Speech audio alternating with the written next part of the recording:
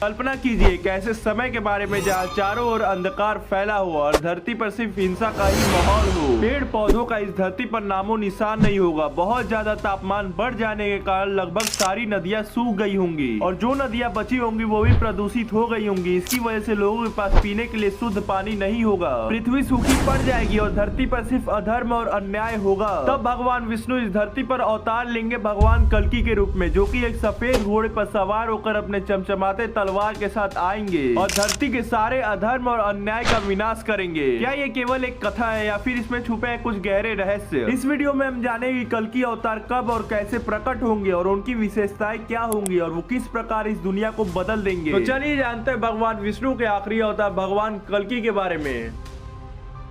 डरो मत, एक नया युग आ रहा है।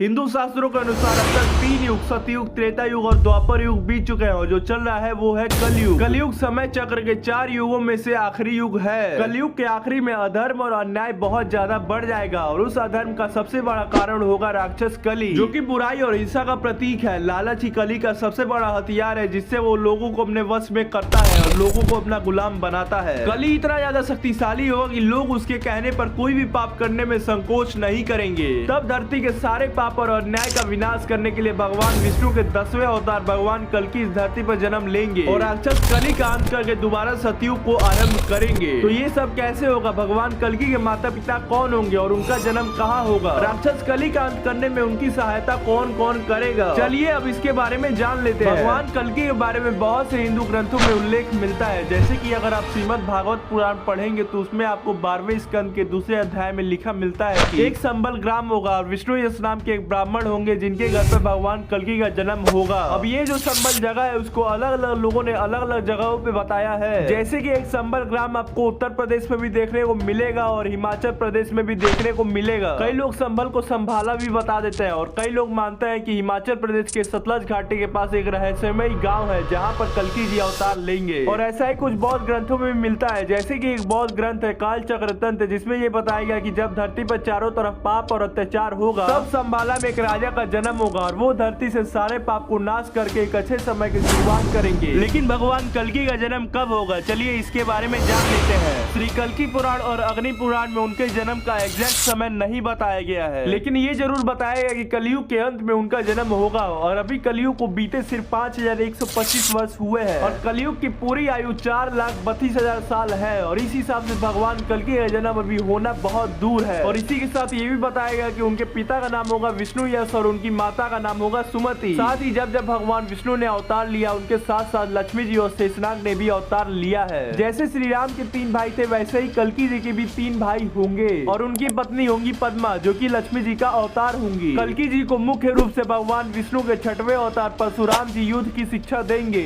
और उनके पास सारे ग्रंथों का ज्ञान भी होगा। कल्कि जी भगवान शिव की तपस्या करेंगे जिससे प्रसन्न होकर भगवान शिव कल्कि को उनकी लक्ष्य में उनकी सहायता के लिए दिव्य तलवार सहित शक्तिशाली हथियारों का आशीर्वाद देंगे। परशुराम जी की शिक्षा पाकर भगवान कल्कि 64 कलाओं में निपुण हो जाएंगे। अग्नि पुराण के 16वें अध्याय में कल्कि अवतार का चित्रण तीर कमान धारण की हुए घुड़सवार के रूप में किया गया है। भगवान कल्कि देवदत्त नाम के सफेद घोड़े पर बैठकर आएंगे और पापियों का विनाश करेंगे। राक्षस कली का सामना करने के लिए पहले भगवान कल्कि को उनके 2 महाशक्तिशाली सेनापतियों को हराना होगा और वो 2 सेनापति थे कोका और विकोका और उन्हें ब्रह्मा जी से ये वरदान प्राप्त था कि वो जब तक साथ रहेंगे उन्हें नहीं मारा जा सकता और इसलिए पहले उन्हें अलग किया गया तब उन्हें मारा गया और तब भगवान कल्कि की अंतिम लड़ाई हुई राक्षस कली के खिलाफ, जो समाज के पतन के लिए जिम्मेदार होगा। भगवान कल्कि की राक्षस कली पर विजय कलयुग के अंत और सतयुग की शुरुआत का प्रतीक होगी और इन कार्यों को पूरा करने में उनकी सहायता करेंगे 7 चिरंजीवी और पहले चिरंजीवी होंगे श्री राम भक्त हनुमान जी। इन्होंने त्रेता युग में श्री राम के साथ मिलकर रावण का वध किया था और ये द्वापर युग में भी थे और चिरंजीवी होने का वरदान इन्हें सीता जी ने दिया था और ये आज भी इंतजार कर रहे हैं भगवान कल्कि की उनके दर्शन के लिए। और दूसरे चिरंजीवी होंगे अश्वत्थामा। ये द्रोणाचार्य के पुत्र हैं और इन्होंने महाभारत की युद्ध में ब्रह्मास्त्र चला दिया था जिसकी वजह से भगवान श्री कृष्ण ने इन्हें श्राप दिया था और उस श्राप के चलते वो कलयुग के अंत तक घायल अवस्था में भटकते रहेंगे और वो अपनी मुक्ति के लिए भगवान कल्कि का इंतजार कर रहे हैं। तीसरे चिरंजीवी होंगे परशुराम जी और ये भगवान कल्कि के गुरु भी होंगे जो उन्हें युद्ध और ग्रंथों की शिक्षा देंगे। चौथे चिरंजीवी होंगे वेद व्यास जी जिन्होंने महाभारत, वेदों और पुराणों की रचना की थी और वो भी भगवान कल्कि की दर्शन के लिए प्रतीक्षा कर रहे हैं। पांचवें चिरंजीवी है राजा बलि। ये प्रहलाद जी के वंशज है और इन्होंने अपने बल से तीनों लोकों पर विजय प्राप्त कर ली थी। और तब भगवान विष्णु के वामन अवतार ने इन्हें पाताल लोक भेज दिया था। वो भी प्रतीक्षा कर रहे हैं भगवान कल्कि की। छठवें चिरंजीवी है विभीषण जी। त्रेता युग में श्री राम ने इन्हें चिरंजीवी होने का वरदान दिया था और ये भी कल्कि जी की प्रतीक्षा कर रहे हैं। सातवें चिरंजीवी है कृपाचार्य जी, जो अश्वत्थामा के मामा और कौरवों और पांडवों के गुरु भी थे और इन्हें भी कल्कि जी का इंतजार है। और ये 7 चिरंजीवी मिलकर भगवान कल्कि की सहायता करेंगे राक्षस कली को हराने में। राक्षस कली को हराने के बाद भगवान कल्कि वैकुंठ लौट जाएंगे और फिर कलयुग के अंत के बाद सतयुग की दोबारा शुरुआत होगी।